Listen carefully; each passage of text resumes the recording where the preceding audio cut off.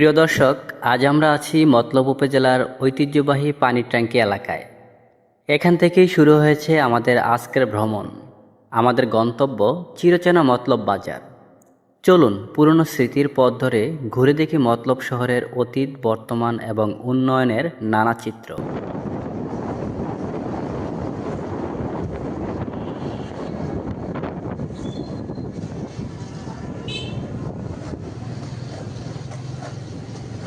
একসময় মতলব বাইপাস সড়ক নির্মাণের আগে বাবুরহাট ও চাঁদপুরে যাতায়াতের প্রধান এবং প্রায় একমাত্র পথ ছিল এই সড়ক।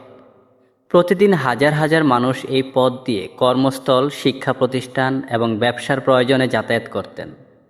শুধু চলাচলের পথই নয়, এই সড়ক জুড়ে লুকিয়ে আছে অসংখ্য মানুষের শৈশব, কৈশোর আর জীবনের অগণিত স্মৃতি।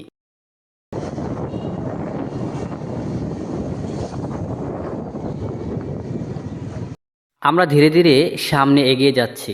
আমাদের সামনে দেখা যাচ্ছে মতলবের অত্যন্ত পরিচিত মকবুল হোটেল। দীর্ঘদিন ধরে সুস্বাদু গরুর মাংসের জন্য এই হোটেলের সুনাম ছড়িয়ে রয়েছে দূর দূরান্তে।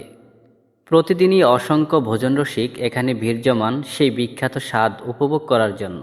মতলবে এসে অনেকেই একবার হলেও এই হোটেলের খাবার খেতে ভুল করে না। এগিয়ে এসে পৌঁছে গেলাম মতলবের পরিচিত মেক্সি স্ট্যান্ডে। বর্তমানে এখানে আর আগের মতো মেক্সি গাড়ি চোখে পড়ে না। সময়ের সঙ্গে সঙ্গে যানবাহনের ধরন বদলে গেছে, কিন্তু জায়গাটির নাম আজও মানুষের মুখে মুখে রয়ে গেছে মেক্সি স্ট্যান্ড হিসেবেই। এখন আমরা মতলব বাজারের প্রবেশমুখে। দেখতে পাচ্ছেন বাজারের একটি অংশে প্রবেশ সাময়িক বন্ধ রাখা হয়েছে, কারণ এখানে নির্মাণ করা হয়েছে নতুন টেকসই পাকা সড়ক। মূলত রাস্তার ঢালাই পুরোপুরি শুকানোর জন্যই এই ব্যবস্থা নেওয়া হয়েছে। উন্নত যোগাযোগ ব্যবস্থার জন্য এমন উন্নয়ন নিঃসন্দেহে বাজারের ব্যবসায়ী ও সাধারণ মানুষের জন্য ইতিবাচক ভূমিকা রাখবে। চলুন নতুন নির্মাণ পাকা রাস্তা ধরে আমরা আরও ভেতরের দিকে এগিয়ে যাই।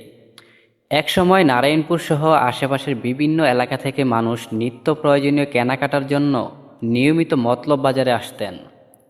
তবে সময়ের পরিবর্তনের সঙ্গে সঙ্গে নারায়ণপুর সহ বিভিন্ন স্থানে নতুন নতুন ব্যবসা বাণিজ্যের প্রসার ঘটায় মতলব বাজারের উপর আগের তুলনায় কিছুটা চাপ কমেছে। তবুও ঐতিহ্য, পণ্যের বৈচিত্র্য এবং মানুষের আস্থার জায়গা হিসাবে মতলব বাজারের গুরুত্ব আজও অটুট রয়েছে।